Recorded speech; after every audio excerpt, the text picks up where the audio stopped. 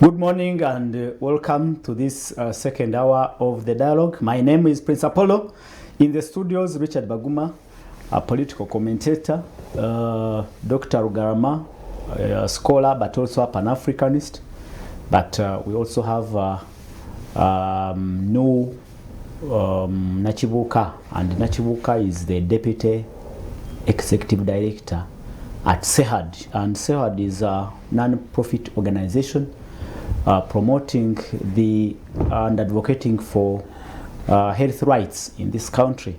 We now delve into the discussion around the access to health services in this country, and this debate was triggered by sentiments from a SEC member, Hassan Basajjabalaba, a businessman but also an NRM SEC member who had lost her mother, but he criticized government for not providing equitable and quality health services to its citizens. And that viral clip has been running for at least 2-3 weeks on the internet, and he raises critical issues relating to the funding. He says the government funding is misplaced, and also the funding is so dismal it can't create an environment where every citizen can enjoy that access to health services. He proposes the National Health Insurance Scheme, and he says that's something that can bring joy, that can bring equity in healthcare delivery in this country. He says Kenya, and indeed Kenya has an efficient healthcare, national healthcare system. Tanzania does, Rwanda has, but here in Uganda it failed. We had there have been several attempts to have this scheme, the National Health Insurance Scheme. It was in 2021. It was brought to Parliament, overwhelmingly supported by members of Parliament. It was passed, but later rejected by the President. And when it came back to Parliament, it was later withdrawn, and now it's back to Cabinet. Well, perhaps it is time. I myself think it's time we should be raising debate on this particular issue, just because we are in a season where these issues should be discussed and perhaps picked by the politicians as we prepare to have a new government in 2026. Let me hear from you, Madam Nachibuka. Do you think Mr. Basajjabalaba had an issue in his sentiments, in his proposals? Do you think we need to do something about this healthcare system we have today? Thank you so much. I think the unfortunate death of Hassan Basajjabalaba's mother and others, it's really unfortunate that they're dying in a system that is not a very good system. Allow me to give a bit of background. I think around May, again, one of the judges stood up. I think that was Justice Irene Molia Gonja, when she lost her husband. She also questioned the health system that we have and questioned how an ordinary Ugandan who has no means, who has no influence, survives in the health system that we have today. But also around 2011, I remember that then Minister of Health, she was called Honorable Christine, I think, Ondoa, referred to our system as the sick health system. So it's not surprising that Hassan Basajjabalaba is coming up to say he had all the money to support the mother, but the mother ended up dying in the system that he thinks has failed. So these are things that are not new to us, the normal things, everyday things that impact so much on the communities. When you look at the population of Uganda, I'm very certain that every time we do census, our numbers increase. The population is growing. Population increases. But the system that is supposed to provide the services perhaps improves on a very slow rate, that when you look at what the government injects in health today, it's about 7 to 8% of its annual budget. Regardless of the fact that we have commitments to make 15% of our budget as a health budget. Of course, the questions are always around what is the contribution of the road sector, what is the contribution of the water sector, what's the contribution of education to health, like the underlying determinants. But I think the time is now for us to know that the demand for health services increases highly or steadily due to the population growth rate, but service provision shrinks at a high rate. We know that in this country, health services are supposed to be free. Maybe it's the reason why we are taking conversations around national health insurance at perhaps a slow rate. But even when we said that, I think that was 2009, when we made bold statements as a country that will provide free services, that somebody is expected to go to a government health facility and receive free services. So many years down the road, I wonder if we can still stand that. I'm sure what the health insurance is telling us, that we can have services at a subsidized cost, that we all can contribute. And I don't think Ugandans have reached a level of saying we cannot pay this amount annually.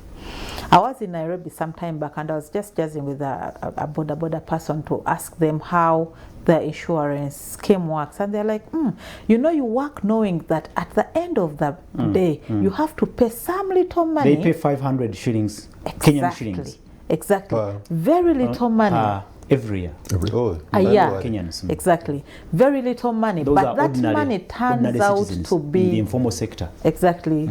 That 500 Kenyan shillings turned out to be a huge relief of them from spending out of pocket towards health. Okay. So honestly, I don't know why we are not having insurance as a country. So we'll get to that. Of Basajja Balaba. Sorry to interrupt you. We'll get to that, but we're still trying to relate the speech from Basajja Balaba to what is on the ground. Well, I still ask myself, why haven't we really put up a national or universal health service scheme, even when there was these wide consultations before the bill was passed in Parliament? Then later it is blocked and it is withdrawn.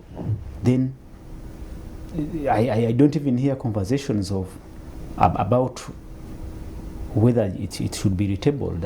I don't know what is happening. I think I don't think it's still, anyway, it's gone up to the president and it has been brought back, and the conversations are not coming up anymore. Maybe we lost an opportunity. Maybe the president did not understand where we're coming from.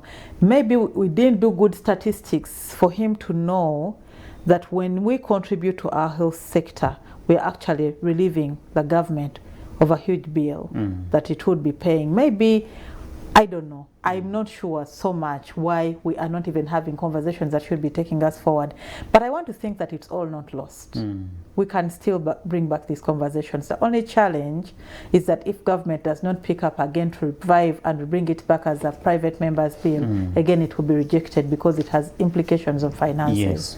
Yes, it has to be from government. So I really feel that we need to sit down and make an analysis of what does this mean. I know that the members of parliament that were pushing for it had moved to several countries to learn on how other countries are doing insurance, but perhaps we need to sit down and do the math. What does it mean? What amount do relieve of the government, so that we go back to the president with this particular calculation and try to convince him onto why we need this particular bill.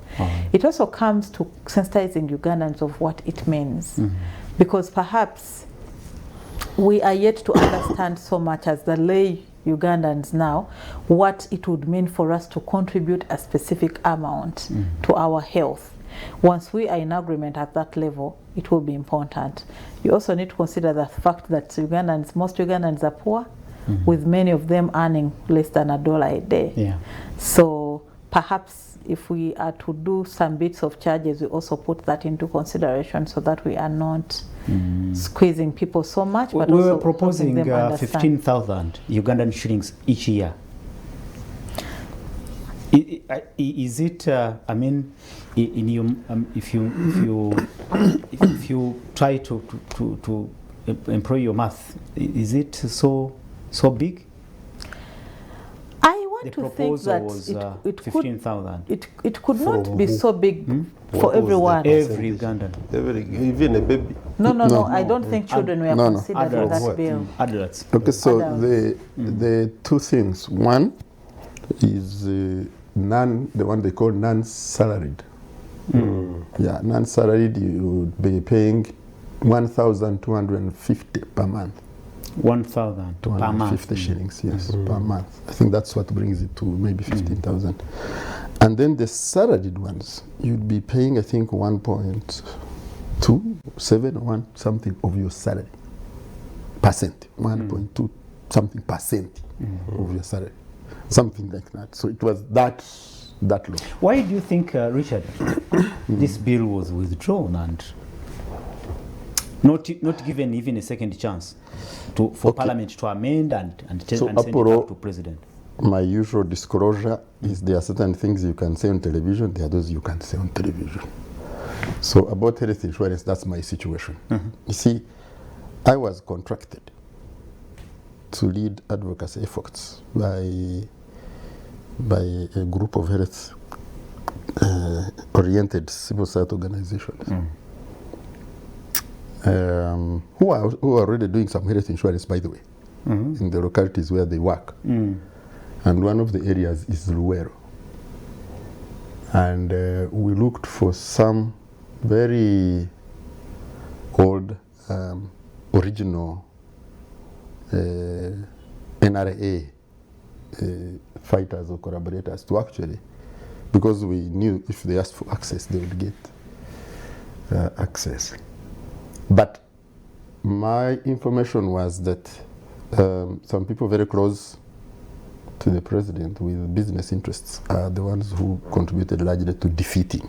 Who frustrated the whole idea? Oh yeah, who defeated this? Okay, so it's difficult to say certain things, but so that's one business interest. Yeah, but we can make sense out of it because the mushrooming private hospitals who are making millions and millions of money will not allow such an enterprise because that enterprise speaks to the common man's needs. And our capitalists, the capitalistic system, unfortunately, those few who can access them, that's my point exactly. The few who can access those Nakaseros and etc.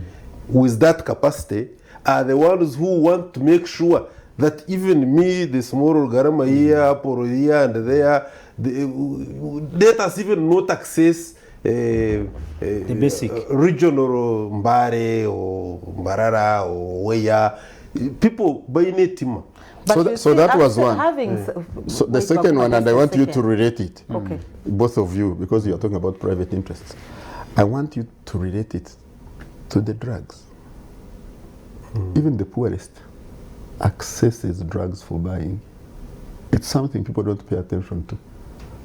The amount of money in private drug, in private pharmaceutical industry. So access to drugs for sale is because see, the question was, if you have a public insurance scheme, how does it relate to private providers? Let me pose a question to you, Baguma.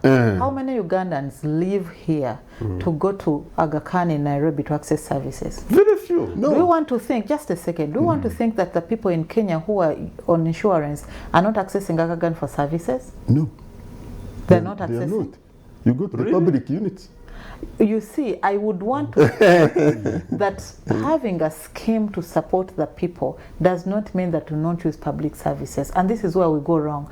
If we have a state available as a government, one of its role is to protect us from these private actors from demanding so much for us. So once the state fails on that level, it ideally means that you're failing the citizens, that you sign social contracts. Yeah, that social contract is broken. I agree. And I think for me, what would be important is for the state to stick to its obligations and respect the social contract. The social contract that we're going to sign, because we're going into elections and we're going to sign a contract to say we are trusting you and voting you into power as our leaders. The best that we want from you is to protect us from all these people. We know that the facilities that are built in Uganda, most of the private facilities are loans from the World Bank, right? But we also know that the many people who try to access the services from these private facilities, most of them fail to pay. The many cases that we get at SEHAD are cases of, I'm detained here, this dead body is detained here, this one is detained here. Why? Because they're trying to get the services. Are we sure that we cannot bring our health facility into the state of the art health facilities that people can access the services? It doesn't take away the bit of private.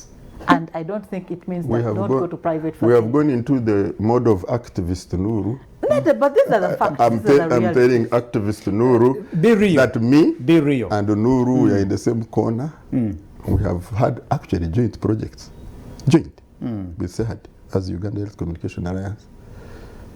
But you see, when I come here, I don't only want to be in the activist mode. I also want to be in the other strategy mode where sometimes I also get involved. And so when I tell you that business interests will defeat your role, they have defeated my roles. They have defeated the one where I was leading on health insurance. They have defeated where I was leading advocacy on alcohol. I have been in this. So I also experience these defeats. And the question is, how do you support the Ugandans to run away from the business mode to actually getting into saying, we have entrusted you, all we need from you are services? No, I am not there. That's where I live. That's the life where I live. How do we support Ugandans? How do you? That's what I do every day. I go begging for money for that. I go to Apollo. He knows how I call him every day. We want a program on this, mobilize for me, journalists on this. But that was not the question that came to me. The question, why do you think the insurance bill was defeated? That's where I was. So not what should. I'm not talking about what should. The health insurance. I'm not talking about the ideal, the good things. I'm talking about what is. Collapsed. It went. It was brought back to Parliament and signed, and it was withdrawn. It is quiet. We have to go back to the trenches for it. I will be there. And we have to map these interests. They have defeated us before. If we don't map them and work in a different way, they will defeat us again. What should be, what contracts rule. I imagine, I imagine, Richard, doesn't the higher authorities understand that these business interests actually, I mean, to some extent, will actually, the position of these business interests will affect their supporting these rural masses. But that's what we need to be. That's what we need to be arguing. That's what should be our argument. No, there's another thing. And that argument, we have to package it in a way that we'll sell. So to say they don't understand is... They do. They don't understand. They have higher stakes. Yes, they have higher stakes. They understand the stakes very well. Who are the movers and shakers Absolutely. of the political and economic decisions in this country? Where did the bill collapse? When you are talking about the so defeat, they also have power. They are the ones with the power. You see, you and me and the other common man. Yes, our power has extremely been compromised. How? That when you are, I told you here before that the levels of civic awareness, and I think that's what my sister was largely talking about. You can see she's really fighting. She does not understand, or she actually questions as to why some people who are supposed to be in positions of influence are aware that the social contract the government writes with the wananchi is supposed to be satisfied by the prompt, adequate delivery of services. Why is that not happening? When you are living in a capitalistic state like we are, the rate at which the capitalists and their interest is always on profits.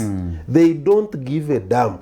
If it will take so many people to die, they don't care of malaria, and which would have been prevented, because they know when the government starts getting extremely conscious with what the public thinks and the public's threat to withhold their mandate by a vote and the likelihood of changing the political leaders who determine at the end of the day things that happen in the country, then that is dangerous for the capitalist. The capitalist will make sure that they keep giving you a little bit of the dose, so that you don't die very quickly. You see, but if they capture what we call a catchment area, a certain category of people who will be going to their major hospitals, because you see, at the end of the day, why do we even teach patriotism? It's not necessary. If I provided health services to the grassroots, the RDC would only be walking around like a star in the villages. Say, Muturaba, do you see us? You see? And people will be, yeah, we feel you in hospitals. We feel you in schools. We feel you in public roads. You see, feeder roads. We feel you availability of markets. You see, that is the kind. And I will not stop telling whoever, even those who don't want to listen, that NRM's challenge now is how to more efficiently deliver services to the people. Okay. Madam Nachibuka, just 3 minutes. According to your research and work, please help us understand how, how the national health insurance scheme can improve access delivery, health care access delivery to our citizens. Just 3 minutes, relating to perhaps what you know about other countries like Kenya, you said, Tanzania, where they have this healthcare system. I think the trick is around us contributing to the service and the government taking the bigger burden and ensuring that services are provided. So ideally what would happen is that you would move with the facilities, so with your card, right? And the moment you indicate that you have paid for your year, you're able to access services. Then those that are not part of the scheme, you pay for. Simple as that, right? And in that way, it would ideally mean that somebody works knowing that if you're called today Apollo and you're told a child has malaria, you don't have to worry. You can ably be at work, you don't and you know that have to absorb the stress. Exactly. But today, if you're called and told, oh, your child has a temperature, has been hospitalized, or is moving to hospital, the first question is, where do I get the money? Yes. With insurance, you're very sure that such basic services are actually covered, and that you cannot struggle, that it would be okay because you're working towards that basic service. That is what would ideally be happening. I agree. But I think we are living under a blanket at the moment that services are free, when in actual sense even the basics are not. But the hospitals are there, the health workers are there, they will diagnose, they do everything, and then you have to buy the medicine, right? So ideally it means that you cannot sit and relax, because you know the moment you move to the facility, you've got to pay either under table or over table many of these services, and then you part with huge sums of money. So if we went the insurance way, it would ideally mean that one doesn't have to struggle so much. You only struggle to make the payment, and you relax in terms of if you're called upon and you have a sick, or you're sick, you know that you have a starting point. So from your side, how did you, absorb this fact that a very beautiful idea that would help citizens was struck down and withdrawn? It traumatizes because we have a very good working relationship with the Ministry of Health. And at the time when Uganda was discussing, and Parliament as well, when Uganda was discussing its health insurance scheme, we moved into even support learnings from other countries. We know we supported people to go to Ethiopia and learn, to go to Rwanda and learn, and came back with very good recommendations that informed that particular bill. So waking up to the fact that the bill has been struck down, of course you ask questions of why would it be signed. We had to quickly run into how business and human rights should be working, and we noticed that Uganda is one of the countries that has a very good plan on business and human rights and how businesses should not be impacting on realization of rights. Although what is on paper is different, the practice sometimes is also different. So we have a very good business and human rights plan and strategy and how things should be doing, but the implementation is what my friend here is speaking about, you know. So the news comes with shock, but again the question is, where is the plight of Ugandans? Can't we think about Ugandans? Because they're the very people that you're serving. Why don't you think twice? We know people want to do businesses, which is okay, but business with the very people, some of whom hardly earn $1 a day, or even spend it anyway. Yeah. But Richard, hearing it coming from a wealthy businessman like Basajja Balaba, doesn't that speak to perhaps how the rule of folk, me and others out there, are really suffering? No. Political statement. You see, you guys, okay, so we are on TV. Okay. I have to be constrained. You see, I like it when you... Yeah, when I'm constrained. Yeah, you see, how do I talk about... That's how we get real from you. So how do I talk about Hajeti's death and burial? Hajet was 86, had a heart ailment. So what happens when you are 86 and have a heart ailment? In Germany, they said, we can't give you a heart. We don't hate old people, But perhaps he was saying, if we had a good healthcare system here in Uganda, her mother's condition wouldn't have deteriorated to that level, perhaps. That's what. He has a hospital. Yeah. Which is a private. Do you know that he has a hospital and a university teaching doctor? Yes. Oh, okay. You guys, so let me talk about it. Let me relate this in the general terms. There are two lies that I have talked about here on this platform before. Two lies peddled by my boss, my chairman, commander-in-chief. You're NRM chairman? My NRA commander-in-chief. Oh, okay. NRA? Yeah, NRA. I told I've told this man here, Comrade Urugaram, and you have been in my presence on television live that NRM is Waringa, so please don't make me talk about Waringa. So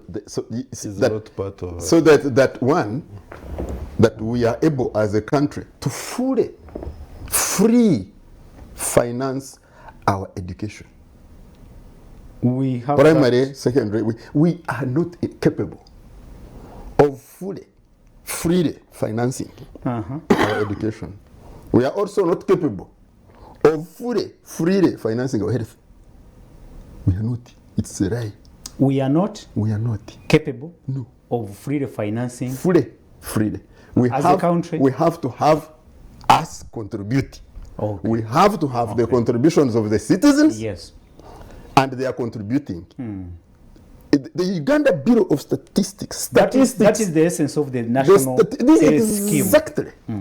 The statistics of the Uganda Bureau of Statistics, UBOS, show us that the lower income households spend up to 40% of their income on health.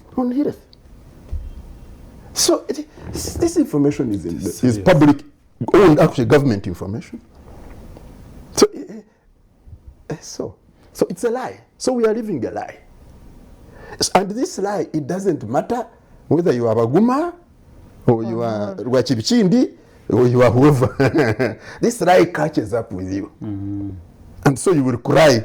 Even the rich also Right. Thank you. Yeah. So that lie generally, Apollo, is the one that will get the Health Insurance Scheme Act defeated.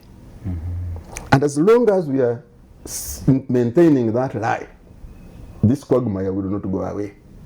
We shall come back here and we shall be doing these lamentations. It doesn't matter who, how rich, how the lamentations will catch you. Apollo, you know I'm into road safety. All of us, the word to do, get problems on roads. In fact, we more frequently get problems on roads because we are the ones more frequently on the roads. But you have nowhere to go immediately. You get a crash, and where you are, there is no service. It's simple. So they bring you into this health unit, and there are health workers. But you see, the health workers don't have gloves. Basic things. Basic. So you will bleed to become a corpse. It doesn't matter So how much money you have. Richard, you seem to agree with Honorable Basajabalaba that government-private partnership is the way to go. I have never doubted in my mind, never. That's why I tell you it's a lie. It's a lie which I call out. It's a lie where I go and push for the Health Insurance Scheme Act. It's a lie where I will push for, I tell you the routing. When I came here and entered here, I said the routing is. So you say this situation, this. Why are some people skeptical about the scheme? Do you think you are going to steal the money again? That's why, because if you start constructing a structure on Debe Road, and it swallows how many? 300 and something, 79 billion. And it doesn't come out of the ground. It's coming to 500 now. Okay, and it doesn't come out of the ground. So why do even those people? But the structure is now people up. will fear after 500 billion. Has like 5 structures after now. half a trillion. Yeah, okay. So that's a 500 billion structure, you know. Fine, okay, but because the media was making a lot of noise. People will not give you their 1,000. They will still. So this situation of inadequacies in healthcare services, are you saying it is deliberate? No. No. They would be happy to be corrupt for, like Rugarama said. We wouldn't want to go around and they say, tukuraba, Mukora. It is just that it is. Why can't they support this system, which seems to be working elsewhere, but not here? It doesn't affect them. No, whether they do it or not. Yeah, but Apollo just 1 minute. I have to go to the viewers. Okay. Utilize 1 minute. Okay. No, I was simply saying that we are alive to the fact that any leadership which has taken more than 20 years will suffer some of these things if you do not become a leadership that trains and improves cadreship. Reason being, you see, you reach a point where you think that the society should you should think for the society. You take them for you granted. No longer take you don't fear them. Yeah, it's you to decide, and then in other words, you take them for granted. Now, what the problem now we seem to have in NRM is some colleagues who are around the president. You see, when he gets to the people, the information he gets, and he comes and tells to the public that I have personally discovered this. Oh, my daughter has done the work of so and so. It means that we have got people who are placed in public offices and they are deliberately not doing the work. Let me read the comments from our viewers. 0701-609906 is the number. Send in your comments. Mr. Apple, I'm humbled by Dr. Rugarama's supplement on my submission. It's all transactional politics. Okay, I think he relates to the other discussion we had in the first hour. Abel Kero Akampumuza, thank you so much for watching. He says, good morning, Mr. Polo. I am Mukisalan from Chengera Town Council. I have heard all what big men are saying, but the all in all is corruption. We must fight it in Uganda, and Uganda will go far. He thinks corruption is the issue here. It is indeed. It is not a lie. And corruption is not only just in the aspect of money. No, we are morally corrupt in other forms and nature of corruption. Okay. Magara Eric says, thank you so much for the program. I agree with Richard. He calls them sharks. Are the one who sabotaged the the healthcare system. He says to Esabire. Kale. Thank you, Magala. And let me hear from you, Nachibuka, as we wait for other comments to come in. I think this is, and I don't know, I asked the same question in the beginning of this debate. Why are we not raising these issues during these campaigns? And who raises them? The citizens here. Yes. No, this is should be asking these leaders. I hope I'm not taking in my your manifesto. Where is this? Where is the national health care? We should actually be holding NRM extremely accountable to its manifesto, rather than these other political, because they have not been in government. We even have a full, is it a department of manifesto implementation, headed by our very own, I think, Willis. And there are many people under there.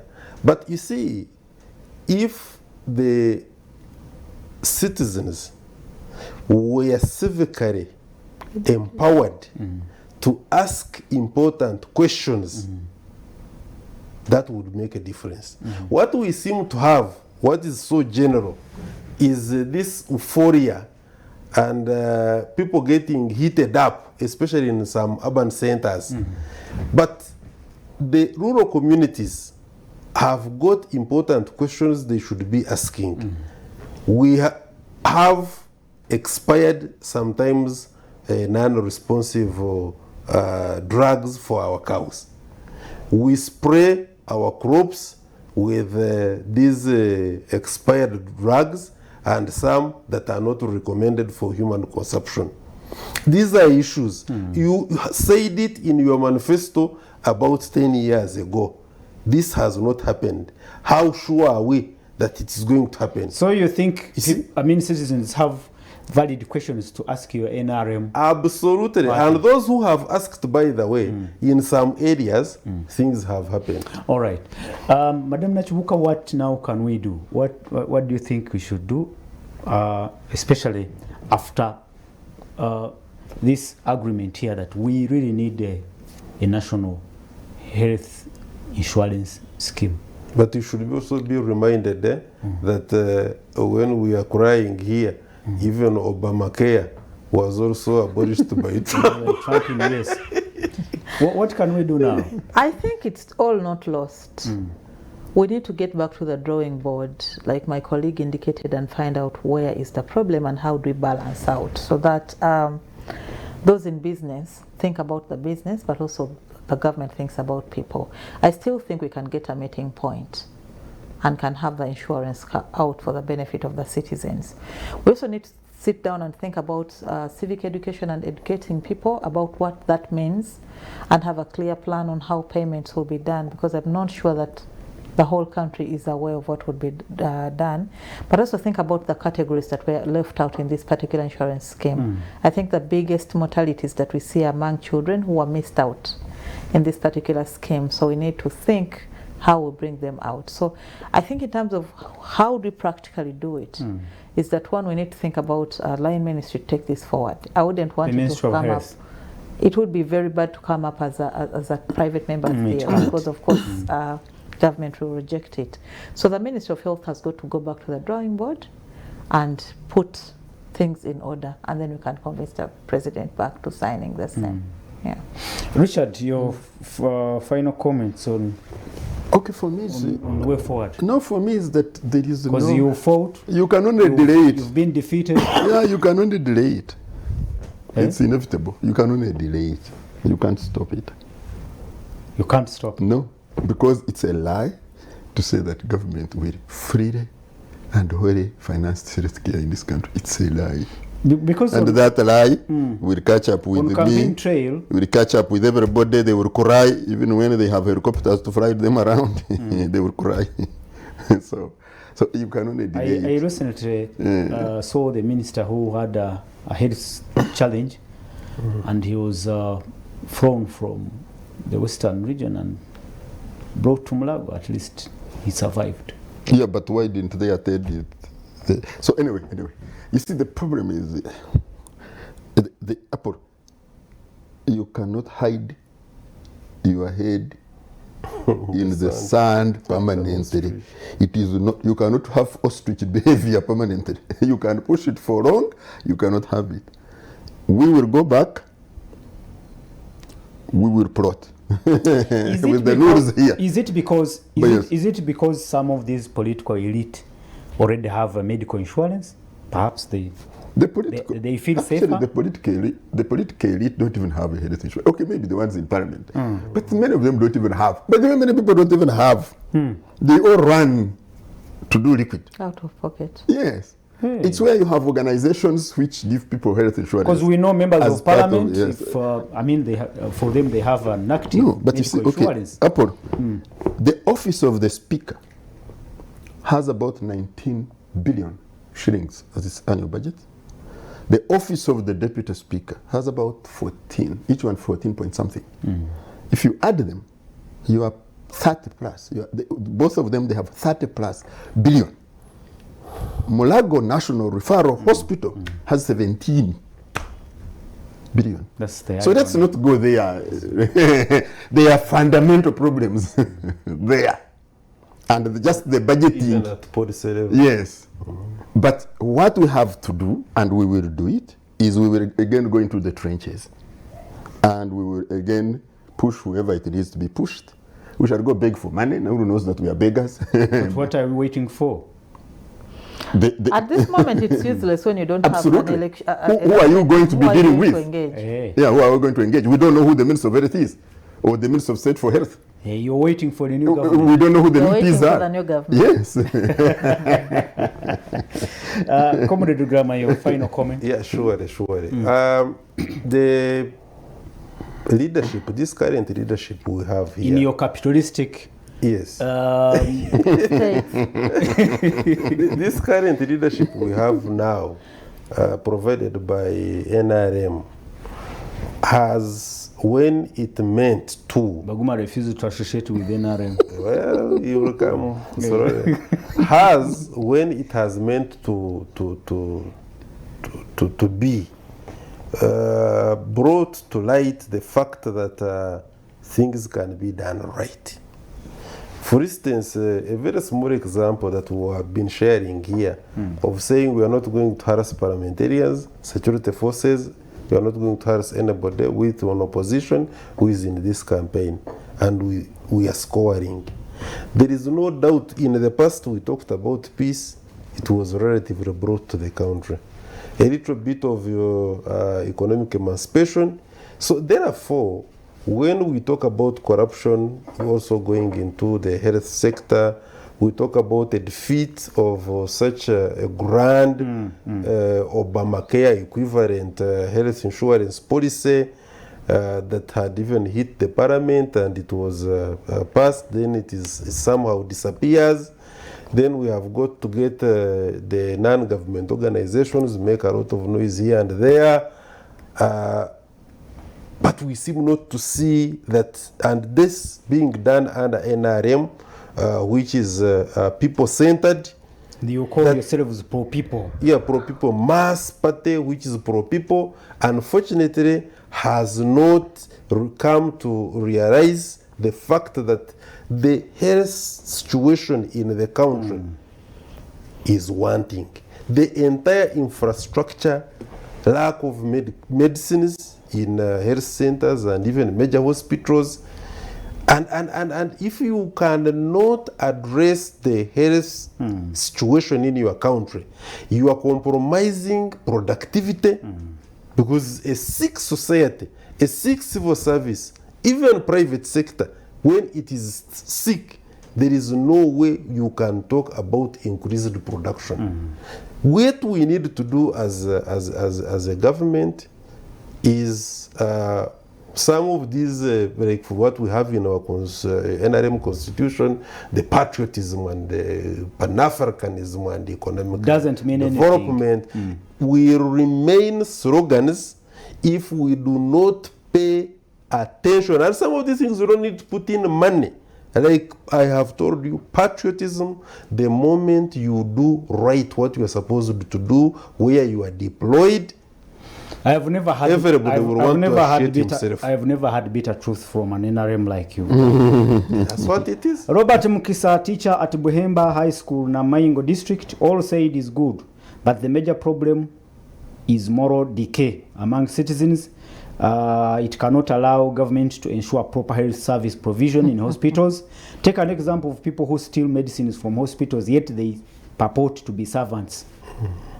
Because this cancer of helplessness in hospitals, when in need of service, e.g. the case where you get an accident and you are not attended to immediately because there are no gloves to handle you where you have been taken. People should just turn to God before God is blamed.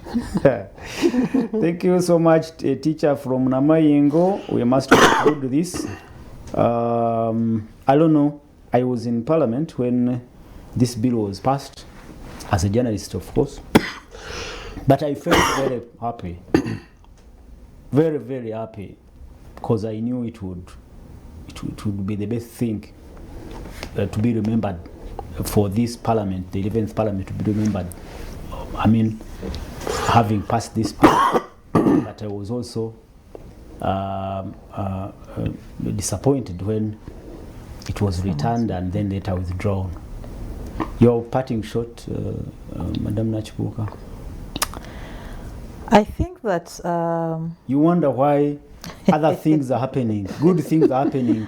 I think we need to in our neighbors. I mean, within our neighbors, and they are not happening here. You feel like, why us? Anyway, I really feel that this government knows what we need. They know what services we want, and they know that we can contribute to these services. They have the key to giving us these services.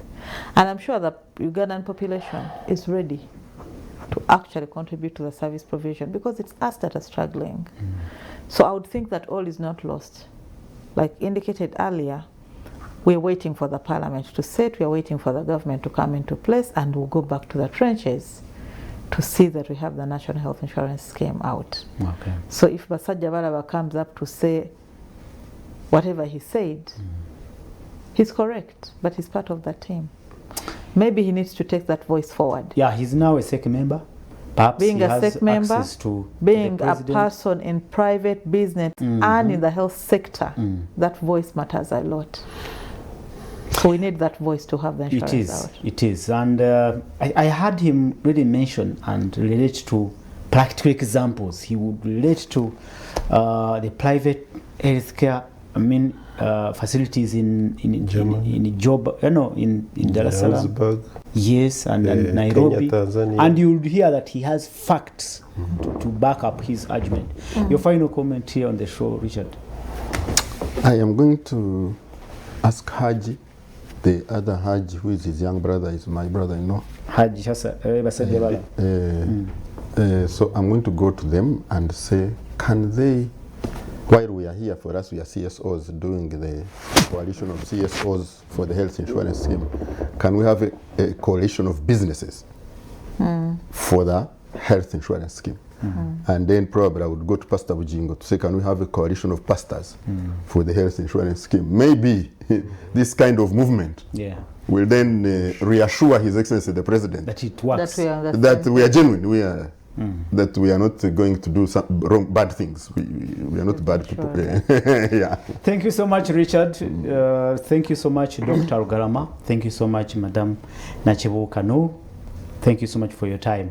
To our viewers, thank you so much for tuning in and sharing your comments and observations. We'll return next week, same time, same channel. Be there, and we hope these things will materialize at one point. Good afternoon. God bless you. God bless Uganda.